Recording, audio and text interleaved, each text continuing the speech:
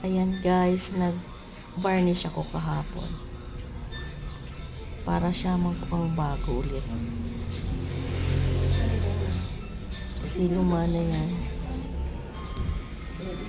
And after that, parang bagong-bago na talaga siya. Ayan, ako na lang yung gumawa para makatipid. O diba? Yan, good afternoon guys. Ayan. Dahil walang magawa. Yan ang ginawa ko kahapon. Nag-varnish ako nitong para magmukha siyang bago ulit.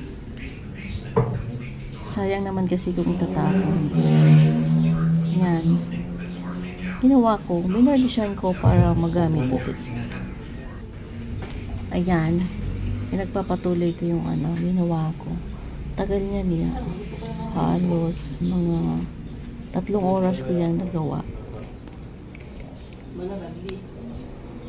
Kasi may sobrang varnish, nilagay ko na din sa upuan para magmukha din bago. Tapos may natira pa, nilagay ko din sa pintuan, sa harap. Ngalay na nga yung kamay ko dyan kahapon. Tiniis ko na lang hanggang sa matapos.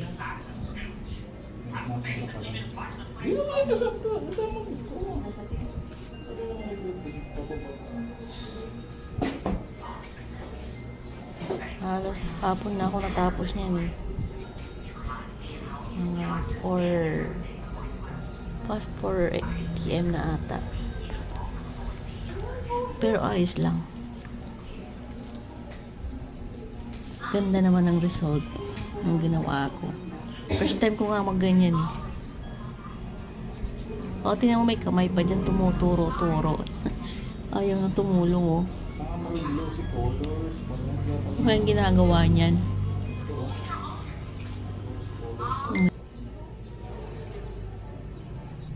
Baka nila nakakatulog kito kung later na eh.